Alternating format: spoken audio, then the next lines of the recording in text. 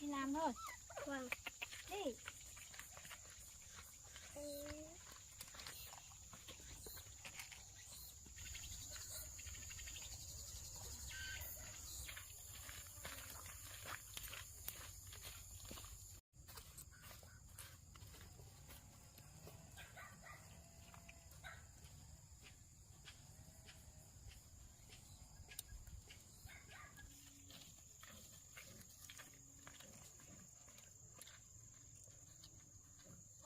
Chơi nhá, nhưng mà lên trên rừng nữa, đi chơi với con chó nhá, không được ăn linh tinh đâu nhá, vâng, không được linh tinh đâu, chờ cô đây.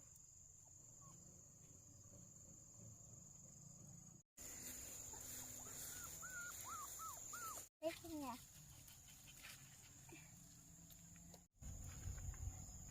Đây chỉ đá thôi.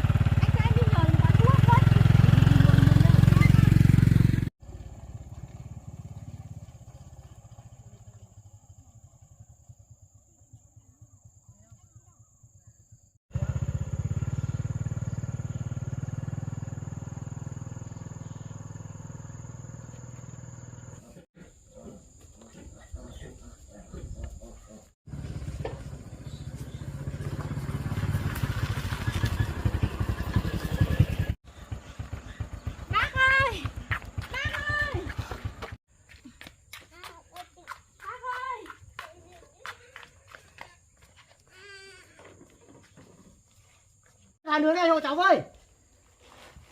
Nó làm sao ạ? Nó cứ đau bụng với nôn. Nó bị ngộ độc hay sao ấy? Bác ơi, bác ơi, bác ơi. Bác giúp cháu cái này với. Thằng này nó phải cái gì ấy? Làm sao? Nó bị ngộ độc, nó đau bụng lắm. Chết rồi. Nó nào? Em nữa cho bà xem. Ôi ôi, ăn phải cái rồi. Thế đấy gì chẳng nó uống được. Lên đây. Chết rồi, thằng này. Ăn phải đỡ bẩn. Lên nước mắt muối. Ôi, cái bà nắm trong tủ, cái bà cũng có cái kim nước. Dưới bà để sẵn bà.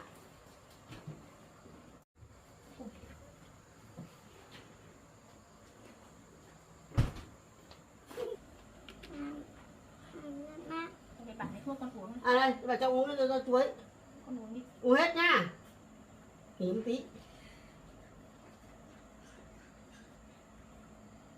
Uống cây chứa đừng là một tí là khỏi mà, khỏi. Uống hết, uống hết. Nghỉ một tí khỏi nhọc đã.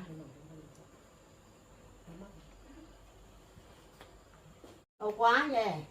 Ôi, thằng này. Ô. Đấy, uống cây chứa đừng một tí là khỏi đấy mà. Tí thôi.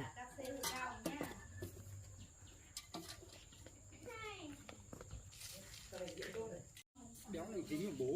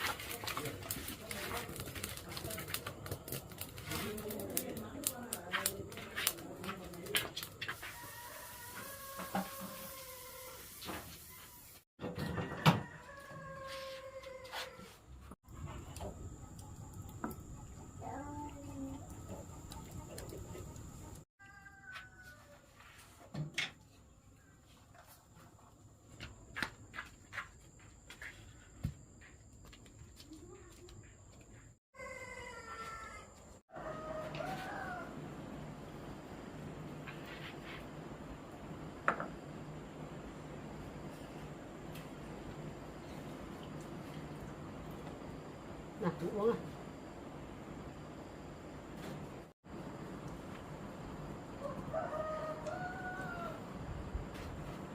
Con này giữ cho bà xem đỡ chưa? Đấy. Hết, gần hết nữa bắt đầu. Cứ ăn cái gì hỏi bố hỏi mẹ nhá.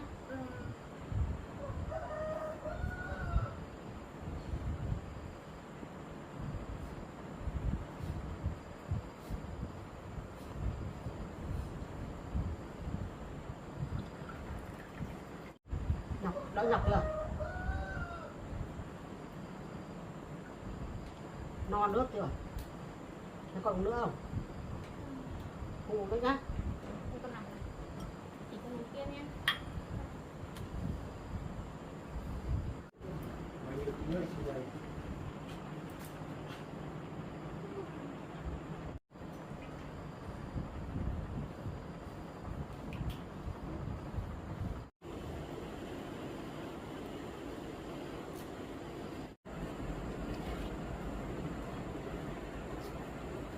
Cứ nằm đây một tí nhá, một tí là khắc khỏi nhá. Nằm cứ nằm yên một tí khắc khỏi nhá. Vâng, có cảm ơn bác.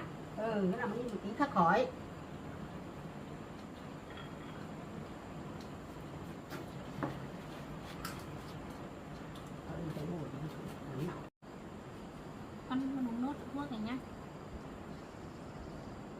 cầm không cầm. Con đi Kéo đâu còn chưa? lên kéo còn lên. Con đau không? Đi về. Rồi tôi đưa con đi về nhá. Đặt điện vào con đi về nhá. Ê, bác cho cháu gửi tiền thuốc ạ?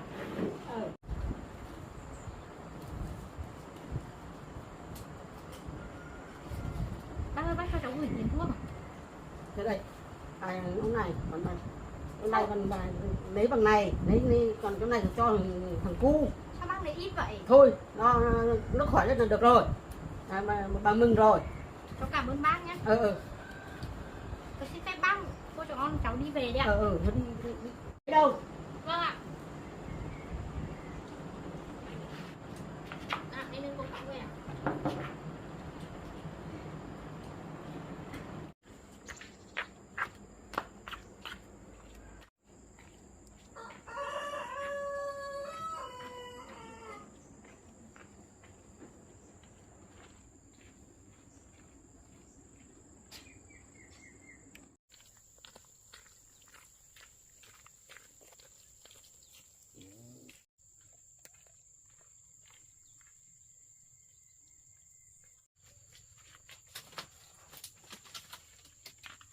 Con làm xuống đây nhá. Nằm đây nhá. Con nóng. Nắm quạt nha. Nằm đây cô đi nấu cháo cho con ăn nhá. Vâng.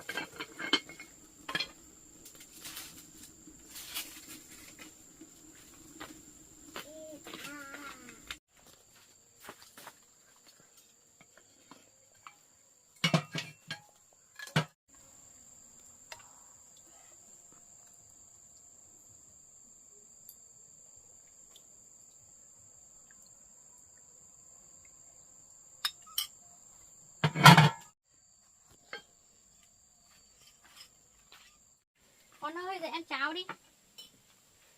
Dậy đi. Dậy đi con. Dậy ăn cháo cho nhanh khỏi nhá. Quay đây. Con ngồi đây nhá, cô đi cháo con ăn nhá. Ăn cháo cho nhanh khỏe nhá. Ăn nhá, ăn cho nhanh khỏi nhá.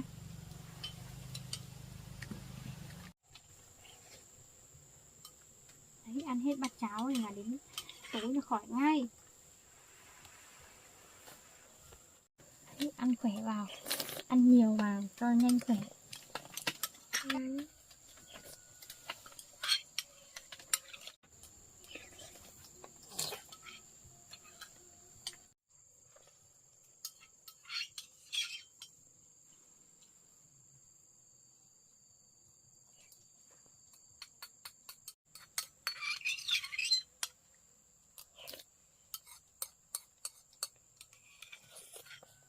Đấy, ăn hết bát cháo này là mà khỏi luôn. Đấy, nằm đây cho đỡ mệt đi. Ngủ một giấc nhá. Cô đi rửa bát. Nằm ở nhà nhá, chờ cô đi đón con chó. Không là cô đi bê bó củi về nhá. Không được chạy lung tung nhá, nằm im trên giường được chưa? Nằm ngoan nhá.